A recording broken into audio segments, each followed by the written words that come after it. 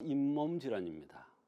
치아와 잇몸 질환이 있을 때 치과에 일반적으로 가서 치료하면 잘 치료되죠.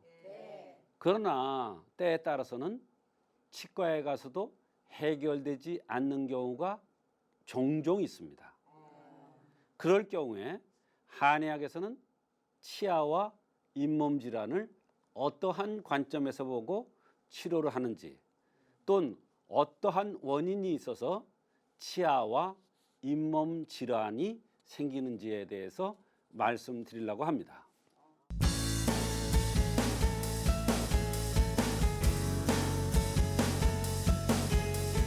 우선 한의학적 관점에서 본 치아를 보겠습니다. 치아라는 것은 뼈의 여분입니다.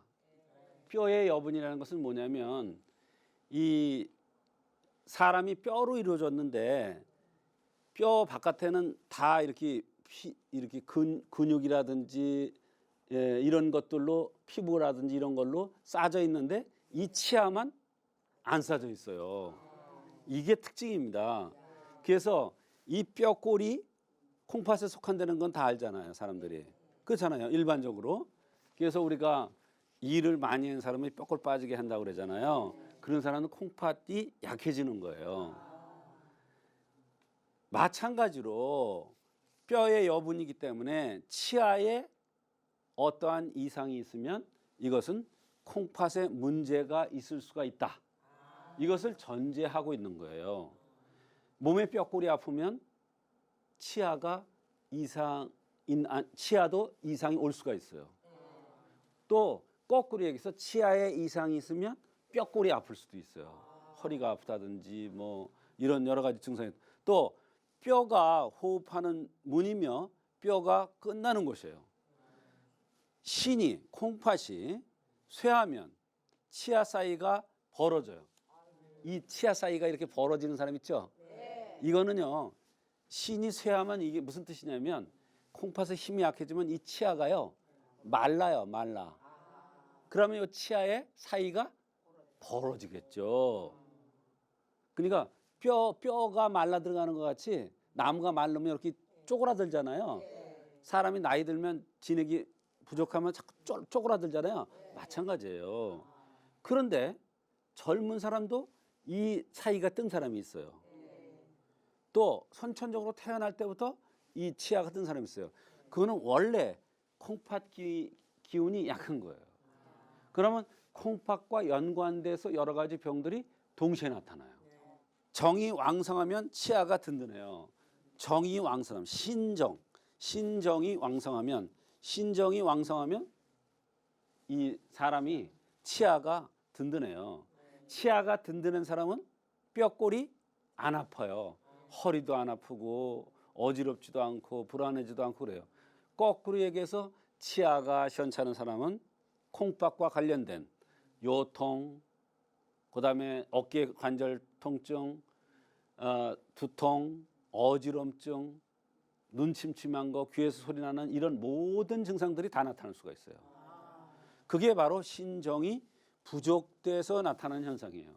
그러니까 신정이 부족되면 치아 사이가 벌어질 수도 있고, 또 치아가 든든해지도 않고, 신정이 왕성하면 치아가 든든해지고 치아 사이가 그냥 단단하다, 이런 얘기예요. 아셨죠? 또 허열이 일어나면 치아가 흔들리는데, 이 허열이라는 것은 뭐냐면, 우리가 남성들이나 여성들이 하체가 자꾸 차지면서 허한 기운이 위로 올라가면 바로 그것을 허열이라고 그래요. 그러면 이게 왜 약해지느냐 하면, 밑에 화루뿔이 약해지는 건데, 이게 왜 약해지냐면 자연적으로 나이 먹어가면서 화루뿔이 꺼져가는 거하고 똑같아요. 그래서 화루뿔이 좋아야, 밑에 화력이 좋아야 여기에 작용을 잘해서 소변도 이상이 오지 않고, 또 장도 든든해지고 소화도 잘 되고 허리도 안 아프고, 그런데 추위도 안 타고. 그런데 밑에 불이 약해지면 여름이 됐는데도 춥고, 여름이 됐는데도 내복을 입고 다니는 어르신들이 있어. 그게 화롯불이 다 꺼져 가려고 그러는 거야. 그렇게 되면 오히려 허열이 떠. 그 얘기예요. 그러면 치아가 흔들려요. 그래서 90이 됐는데도 그냥 허리 하나 꼬부러지지 않은 사람이 있어. 정신도 또렷또렷한 사람이 있어. 보면 치아가 건강해요. 내 치아가. 해는 치아가 아니야. 내 치아가 건강하다. 아시겠죠? 네.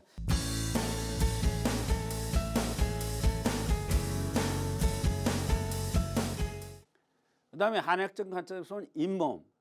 잇몸은 또 다르게 해석해요. 잇몸도 윗잇몸과 아랫잇몸이 다른데 윗잇몸은 족양명 위맥과 연관돼요.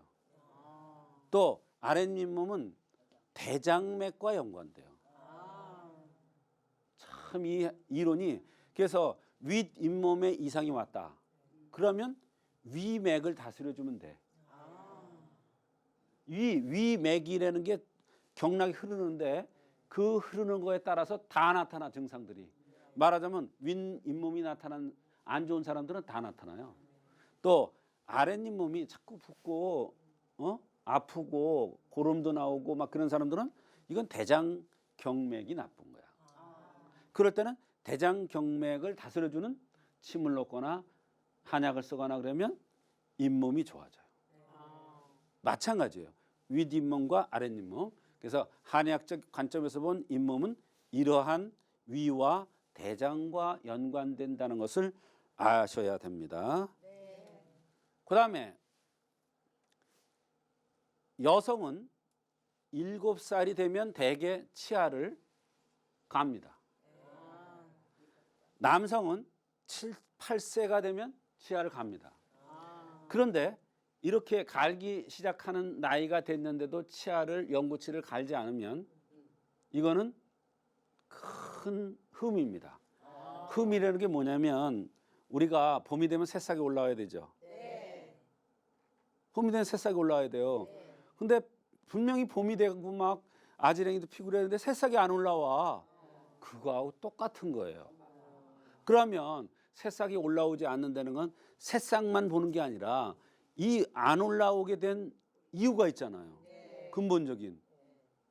그러니 얼마나 많은 병들이 오겠어요. 어떤 사람은요.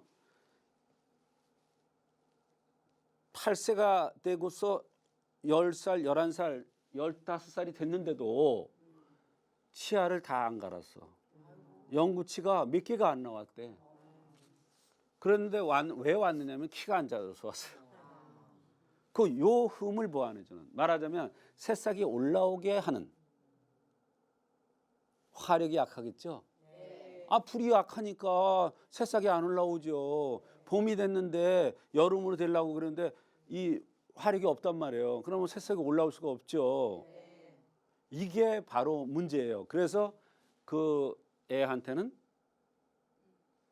화력을 좋게 해주는, 명무화를 든든하게 해주는, 그걸 명문화라고 그러는데 이런 약을 썼더니 키도 컸고 전신에 났던 이런 혹 같은 이런 것들이 점들이 물사마귀 같이 이런 게 막 나고 그랬었는데 그런 게 다 사마귀 같은 게 다 없어졌어.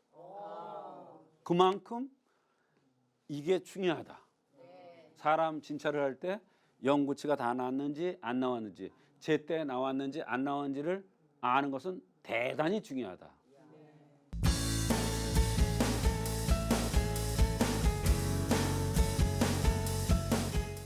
그 다음에 치아를 단단하게 하는 수양법이 있어요. 이거를 얘기를 해도 실행을 안 해. 근데 저는 요거 그대로 합니다. 오늘 아침에도 일어나서 소금을 입에 물고 질기질기 씹어요. 그러면 치아에 침이 고일 거 아니에요. 입안에. 그러면 거기에 소금물을 하고 섞이잖아요. 그때 뜨거운 물 있잖아요. 뜨거운 물에다가 칫솔을 넣었다가 그걸로 양치를 하는 거예요. 그런 다음에 이제 해다 보면 물이 살짝 식어요. 입에다 넣을 정도가 돼요. 그러면 따끈한 물로 우가이를 해내요. 얼마나 개운한지 몰라요. 이때 치아는 소금기를 제일 먼저 먹습니다. 그러니까 말하자면 이 치아 사이사이로 소금이 먹어 들어가는 거예요. 그렇게 되면 오장육부가 다 든든해지고 치아도 든든해지고 소금이라는 건 썩지 않는 거잖아요. 충치가 날 가능성이 아주 현저히 줄어듭니다. 또 이 아까 신정이라고 그랬잖아요. 치아와 관련된 거는 이 신정이 든든해지기 때문에 치아가 잇몸이 들뜨거나 흔들리거나 이런 것이 가능성을 예방해주고 그것뿐만 아니라 없다고 표현하기는 좀 그래. 왜 그러냐면 다른 여러 가지 요소에 의해서 이런 걸 하더라도 다른 여러 가지 요소에서 몸이 더 망가진다면 또 망가져. 잇몸이나 치아가. 그러나 그런 것을 잘 지키면서 섭생을 잘 지키면서 이렇게 하면 이거만큼 좋은 게 없다. 따뜻한 물을 먹으면 채 치아를 문지르는 거예요. 칫솔로. 그러면 얼마나 개운한지 모르고 너무너무 좋아요. 그 다음에 이렇게 한 다음에 치아를 부딪히는 거예요. 네, 위아래로. 근데 요거는 움직일까 안 움직일까? 요거는 움직이고. 그래서 이렇게 되는 거야. 이거는 안 움직여. 이게 움직이는 거야. 그래서 이게 가서 이렇게 툭 이렇게 하는 거예요. 근데 이거를 이렇게 하는데 너무 세게 할 필요가 없다. 세게 하면 손상된다, 치아가. 그러니까 치아가 손상될 정도로 세게 하는 것은 바보다. 서서히 하되 100번을 하는 거예요. 얼마나 많이 하는 거예요. 우리가 보세요. 이렇게 꽝 한번 치는 거하고요. 톡톡톡톡톡톡톡톡 치는 거하고 다르죠. 한두 번 이게 탁 해가 세게 해가지고 치아가 든든해져요? 안 든든해진단 말이에요. 이렇게 항심을 갖고 항상 노력할 때 이 치아가 든든해진다. 아시겠죠? 그러면 치아를 부딪히면 그때 뇌가 살짝 흔들려요. 그러면 뇌수가 나이가 들면서 줄어드는 것도 많이 예방된다. 이 뇌를 흔들어주는 이런 역할도 해 이게. 예, 신기하죠. 그리고요 이 치아는요 치아에 오장육부가 다 있어요.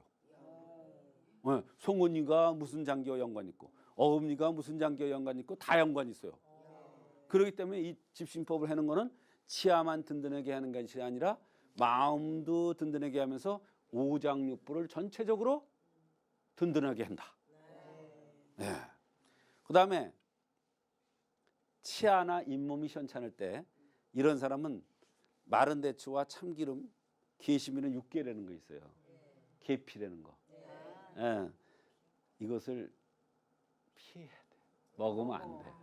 이게 치아하고 잇몸에 아주 좋지가 않아.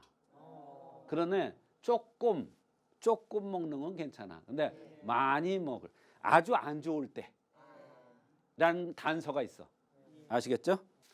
그러면 치아가 어떠한 관점이다. 어떠한 관점에서 뼈의 나머지라는 관점, 호흡의 문이라는 관점 이렇게 여러 가지 관점에서 봤고 또 치아와 잇몸을 건강하기 위한 수행법도 말씀드렸고 이렇게 좋은 얘기를 해줘도 본인이 시행하지 않으면 아무 소용이 없다. 이렇게 좋은 것을 가르쳐줘도 자기가 건강해지기 위해서 노력을 안 하는 사람은 어쩔 수가 없다. 그러나 이것을 시행하면 틀림없이 오장육부가 건강해지면서 치아가 건강해져서 건강하게 오래 살 수가 있다. 오래 사는 게 아니야. 건강하게 오래 살 수가 있다. 그래서 치아는 오복이라고 그랬어요. 오복이라고 그랬어요. 그 이유가 있는 거예요. 치아가 이만큼 중요한 겁니다. 물론 오장육부, 수족 다 중요하지만 치아는 그만큼 중요한 거예요. 치아가 건강한 사람들은 아주 건강하고 장수하는 사람들이 대부분입니다. 그래서 치아를 건강을 정말로 잘 관리를 수양법을 해서 관리를 잘 해야 됩니다. 한의학적 관점에서 바라본 치아와 잇몸 질환의 이야기 강의로 듣고 오셨는데요. 오늘 주제 상당히 기대가 되고 있습니다. 그렇다면 첫 번째로 만나볼 치료 사례 어떤 건가요, 박사님? 네. 잇몸에서 이제 고름이 나온다는 15살의 여학생입니다. 잇몸에서 15살 학생이 고름이 나오니 얼마나 고민을 많이 했겠습니까? 또 이 학생은 덧니가 나고 치아가 고르지가 않았습니다. 이 덧니가 나고 치아가 고르지 않다는 것도 상당히 중요한 진단 포인트가 되겠는데요. 치과를 다니면서 이런저런 치료를 해도 잘 치료가 안 되면서 자꾸 재발을 한다는 것입니다. 그러면서 혹시 한의학적으로 이것이 치료가 되는 거 하고 어머니께서 문의해 오셨고 자세히 설명해서 그 학생이 왔는데 한약을 들고 나서 치과 선생님께서 깜짝 놀랄 정도로 좋아진 경우가 있어서 소개를 합니다. 자기가 단골로 다니던 치과를 갔더니 선생님께서 깜짝 놀라면서 무슨 치료를 해서 이렇게 좋아졌느냐는 이야기를 하더라는 것입니다.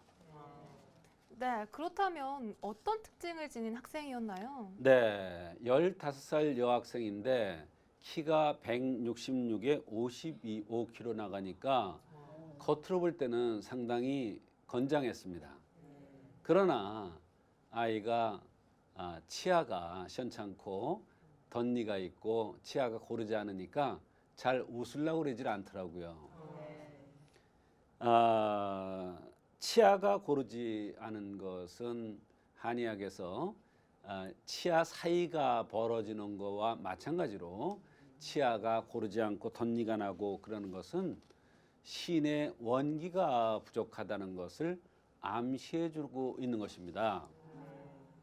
한의사가 진단을 할 때 치아가 고르지 않은 것을 보고 신의 원기가 부족하다는 것을 생각하지 않으면 병의 원인을 찾기가 상당히 어려울 것입니다.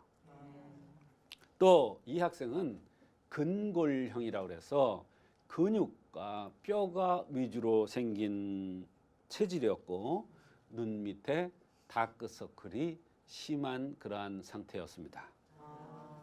네, 박사님께서 근골형이라고 언급을 해주셨는데 조금 더 자세히 설명을 부탁드릴게요. 네, 근골형이 있고 피육형이 있습니다. 근골형이라는 것은 한마디로 이렇게 그 단단한 체형, 말하자면 살과 피육이 위주가 아니라 근육과 뼈가 위주인 사람인데 이런 사람들은 대개 살이 찌질 않습니다. 그리고 날씬한 사람인데요. 이렇게 가죽과 뼈로 이루어졌기 때문에 한의학에서는 간과 콩팥, 간장과 콩팥이 관련이 있는 그러한 여러 가지 병들이 나타날 가능성이 많은 체질입니다. 피육형은 살과 이 육으로 이루어졌기 때문에 이런 사람들은 비위가 주관하고 좀 물르고 부드러운 형입니다. 사실 남성은 근골형이 많고 피육형이 적습니다. 여성은 피육형이 많고 근골형이 적습니다.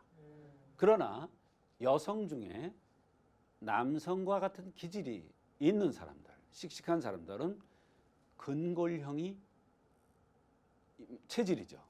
그래서 이 학생은 근골형이에요. 그러니까 간과 신장으로 병이 올 가능성이 많고 이것이 아마도 잇몸에서 고름이 나오는 것과 연관이 많을 것이다. 이렇게 생각을 하고 접근을 한 것입니다. 네, 그렇다면 맥이나 그 밖의 특징들로는 또 어떤 것들이 있었나요, 박사님? 네, 맥은 86, 84맥으로서 별 뚜렷한 것이 없습니다만 그러나 심신관계가 나쁘다는 표시입니다. 심신입니다. 심장과 콩팥. 그러니까 이것은 즉 뿌리가 약하다는 것입니다. 심신, 즉 콩팥이 허약해서 여러 가지 병이 올 수 있다는 것을 암시하는 것입니다. 그 밖에도 여러 가지 불편함을 얘기했는데요. 잇몸에서 고름이 나와서 치과 치료를 많이 했는데 근본적인 치료가 안 되고 자꾸 재발을 한다는 것입니다. 더군다나 15살이니까 이것은 어떠한 특별한 일이 있어서 그런 것이 아니라 선천적으로 체질에 따라서 병이 온 것이라는 것을 우리가 생각할 수가 있는 것입니다. 이것을 한의학에서는 선천병이라고 합니다. 말하자면 부모로부터 아주 키도 크고 늘씬하게 잘생기게 태어났지만 그런 약점을 갖고 이 세상에 태어난 것입니다. 15살인데 166인데 키가 아직 생리를 안 한답니다. 원래 이 학생은 한약을 잘 못 먹는답니다. 밤에 오줌을 싸는데 15살에 166이에요. 등치가 다 큰 학생이 밤에 오줌을 싸요. 근데 본인이 싼 거를 모르고 자는 거예요. 이건 큰 병입니다. 한의학에서 이걸 음정마비라고 그러는데 이거는 큰 병입니다. 이게 바로 잇몸에서 고름이 나오는 것과 연관이 있고 덧니가 나고 치아가 고르지 않은 것과 연관이 있습니다. 또 여드름도 심하게 났는데 이것도 마찬가지입니다. 네, 15살인데 생리도 늦고 또 밤늦게 소변까지 보는 등 이렇게 소변을 조절하지 못했는데요. 그렇다면 어떻게 치료를 해주셨나요, 박사님? 네, 맥이 뿌리가 나쁘다는 것을 의미하는 그런 맥에 떨어졌습니다. 또 근골형으로 생겼습니다. 말하자면 근육과 뼈 위주로. 그래서 근결형으로 생겼으니까 간과 콩팥을 중심으로 해서 치료를 해준 겁니다. 그런데 콩팥을 좋게 해주는 육미지황탄 계통약을 쓰면 수생목이 되기 때문에 콩팥도 좋아지고 간도 좋아질 수가 있습니다. 여기서 목이라는 것은 간입니다. 수라는 것은 콩팥입니다. 말하자면 콩팥이 좋으면 간도 같이 좋아지는 것을 수생목이라고 합니다. 말하자면 어머니가 든든하면 좋은 젖이 나와서 아기도 건강할 수 있는 것과 마찬가지 이치입니다. 밤에 오줌을 싸고 이것을 본인이 알지 못하고 중간에 대개 소변을 실수하는 애들 보면은 중간에 일어나서 옷을 갈아입거나 딴 곳을 가서 자거나 이러는데 이 학생은 그대로 잔다는 거예요. 모르고. 그러니까 심각한 거죠. 쉽게 얘기하면 마비가 온 겁니다. 음정마비라고 그러는데 음정마비라는 건 하체 쪽으로 마비가 와서 콩팥과 간이 허약해져서 마비가 와서 잘 느끼질 못하는 겁니다. 쉽게 얘기하면. 이것은 신이 부족돼서 나타나는 것이고 신장과 연관이 있는 간장이 함께 약해져서 나타나는 그런 것입니다. 그래서 육미지황탕에다가 택사를 거하고 익지인을 가한 이런 약을 투여해서 콩팥 기능이 원상 회복이 되고 콩팥 기능이 좋아지면서 잇몸까지 좋아질 수 있다는 것을 생각하고 이 약을 투여했던 것입니다. 네, 그렇다면 결과가 어땠나요, 박사님? 네, 이 학생은 원래 한약을 못 먹는다고 그랬어요. 그래서 엄마가 처음에 문의하러 왔을 때부터 한약을 못 먹는데 또 양방적으로 치과로 가서 치료도 안 되는데 이걸 너무 고민이다. 이 어떻게 해야 되느냐 이래고 내원했던 것입니다. 한약을 못 먹는다는 사람들이 많죠. 그러나 올바른 체질을 감별하고 그 병의 원인을 올바로 찾아내서 한약을 투여하면 한약을 못 먹는다는 사람도 잘 먹습니다. 이 학생도 예외는 아니었습니다. 이렇게 하체가 마비가 오는, 즉 음정 마비가 오는, 마비라는 것은 잘 안 풀립니다. 더군다나 15살 먹은 애가 마비가 왔다는 것은 선천병이기 때문에 더욱 안 풀립니다. 그래서 오래 써야 되는데 엄마 말이 큰일 났다는 거예요. 그래서 제가 그랬죠. 걱정 말라. 그거는 내 기술이니까.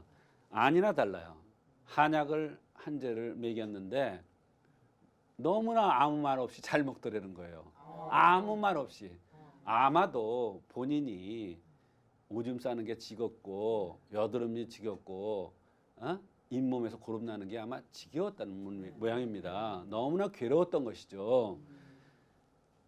이 약을 썼는데 약도 잘 먹었고 한 재 한 재 쓸 때마다 약도 잘 먹었고 그러면서 얼굴이 여드름이 좋아지니까 얘가 더욱 좋아하는 거예요. 한참 이쁘게 하고 다닐 나이 아닙니까? 15살이면은 10재 이상을 투여했어요. 그러니까 뿌리가 마비가 됐으니까 선천적인 병이니까 오래 쓴 겁니다. 근데도 애가 잘 먹더라고요, 약을. 그러면서 얼굴이 그냥 점점 좋아지면서 여드름이 많이 가라앉았어요. 또 중간에 치과를 갔는데 선생님께서 어떻게 된 거냐, 이렇게 잇몸이 좋아질 수가 있느냐 이런 말씀을 하셨고, 잇몸을 좋게 하는 약이 아니라 콩팥 기능을 좋게 해서 뿌리를 든든하게 해서 마비가 된 것을 풀어주는 약인데도 잇몸까지 좋아진 이러한 결과가 있었습니다. 치아 잇몸이 따로가 있는 것이 아니라 신의 원기가 부족해지면 소변도 실수할 수가 있고 잇몸에 고름도 생기고, 이렇게 해서 한의학에서 볼 때는 인체가 전신이 다 연관되어 있기 때문에 그런 관점에서 신의 원기를 좋아져서 뿌리가 든든해지니까 잎사귀인 여드름 뿐만 아니라 잇몸 치아가 든든해지는 결과가 있었으며, 주변 아이들은 신종 푸르라고 그래가지고 굉장히 이것이 유행할 때인데도 자기만 안 걸리고 잘 지내갔답니다. 그것은 바로 면역력이 그만큼 좋아졌다는 것을 얘기해 주는 것이죠.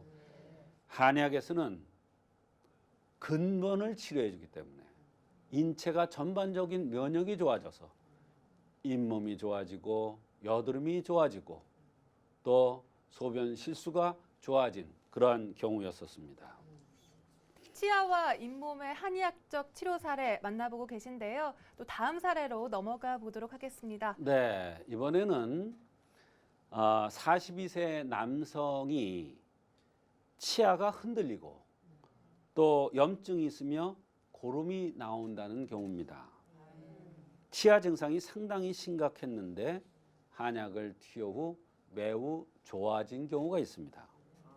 이분은 겉으로 볼 때 뼈가 굵게 생겼고 눈썹이 진하고 특징적으로 입술이 푸른 것이 특징이었습니다. 코가 길고 강하고 안색이 검고 붉다는 특징을 갖고 있습니다.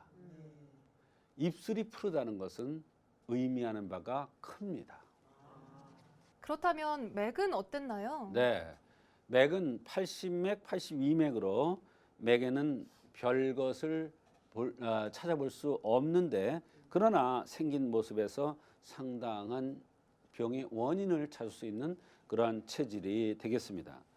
눈썹이 진한 것은 태양 방광이 나쁠 수 있다는 것을 표시합니다.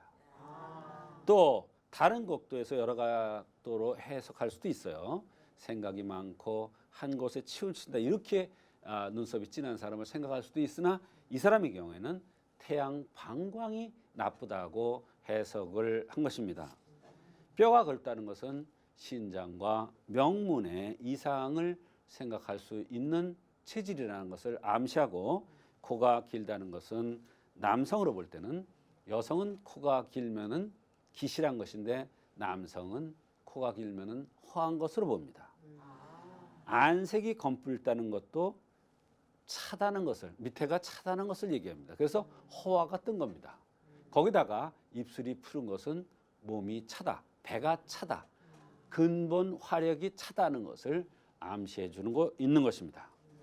그렇군요. 그렇다면 치아 통증 외에 불편해한 증상 또 어떤 것들이 있을까요? 네, 치아가 흔들리고 42살뿐이 안 됐는데 치아가 흔들리고 염증이 있어서 고름도 나오고, 피곤하면 잇몸이 자주 붓고, 얼마 전에는 위에 이빨이 흔들려 가지고 2개를 빼내고 주위에 있는 치아도 전부 다 흔들리고 불안하다는 것입니다. 잇몸이 이렇게 드러나고 입뿌리가 드러나는 그러한 상태였습니다. 속이 비면 쓰리고 배고프면 허겁지겁 먹고, 밀가루 음식을 먹고 나면 영 속이 안 좋아서 싫은데도 입에서는 땡겨서 먹곤 한다는 것입니다. 간염을 복용했고 음낭 아래가 축축하게 항상 좋지 않고 식욕이 없고 불안 초조할 때가 있고 발냄새 구취가 심하다고 했습니다. 네, 치아가 흔들리고 또 잇몸에서 고름이 날 정도였는데 치료가 쉽지 않았던 것 같아요. 그렇습니다. 그렇다면 박사님은 어떻게 치료를 해주셨나요? 네, 이분의 경우에는 얼굴이 붉다는 거, 그다음에 입술이 푸르다는 거, 이게 중요합니다. 말하자면 얼굴에 있는 상태는 몸에 있는 상태를 표시해 주는 거예요. 말하자면 근본 화력이 약하다는 것을 생각해서 팔미환이라는 이러한 약을 써서 밑에 화력을 든든하게 해서 허화가 상승되고 전신의 진액이 이렇게 돌아가는 것, 순환되는 것을 도와주기 위해서 팔미환이라는 약을 썼습니다. 그랬더니 잇몸의 뿌리가 조여들고 단단해지는 느낌이 들고 발냄새도 없어졌고 입냄새도 훨씬 덜하면서 식욕도 없었는데 식욕도 땡기고 허리가 항상 뻐근해서 불편했었는데 이것도 같이 좋아졌다고 했습니다. 네, 박사님께서 말씀해주신 이 불편해한 증상들 모두 어떻게든 연관이 되어 있을 것 같은데 이 시청자들의 이해를 위해서 하나씩 좀 자세히 짚어주시죠. 네, 식욕이 없다는 것은 위장의 문제가 아니라 남성의 경우에는 밑에 화력이 약해도 식욕이 없습니다. 이것을 양허하다고 합니다. 또 이런 경우에는 대개 식욕뿐만 아니라 설사를 잘하고 음낭 밑이 축축한 것은 왜 축축해요? 불이 없으니까 축축한 거예요. 불이 좋아서 화력이 좋아서 제대로 데펴주고 순환이 되면 축축할 리가 없죠. 바로 명문화가 부족하다는 것을 암시해 주고 있는 것입니다. 발에서 냄새가 나는 것도 바로 발이 냄새가 나는 것은 밑으로 양기가 제대로 순환이 안 되는 겁니다. 말하자면 명문에서 화력이 좋아서 발까지 순환이 돼야 되는데 그게 안 되니까 땀이 나고 진액이 새니까 거기에 충 같은 게 생겨서 발냄새가 났던 것입니다. 밑에 화력을 좋게 해주니까 바로 발에 냄새가 나던 것이 없어지고 또 이런 것이 좋아지면서 위장도 좋아지고 식욕도 땡기니까 순환이 되니까 입냄새도 저절로 줄어들었던 것입니다. 네, 그리고 허리가 뻐근한 것도 좋아졌는데 이건 또 어떤 원리죠? 허리가 뻐근하다는 것은 깊이 병이 들었다는 것입니다. 허리가 몹시 아픈 것은 가벼운 병입니다. 그런데 은근하게 꾀병같이 아플 때도 있고 안 아플 때도 있고 조금만 힘들면 조금만 서 있으면 조금만 허리를 숙이고 있으면 허리가 뻐근하게 아픈 거, 이것은 깊은 데서 병이 들었다는 것을 얘기해 주고 있는 것입니다. 말하자면 신장과 명문이 화력이 약해진 그러한 것을 표시해 주는 것입니다. 그래서 이것을 신관과 명문의 화를 든든하게 해주기 위해서 팔미환을 썼더니 허리가 은근히 아프던 것도 함께 좋아졌던 것입니다.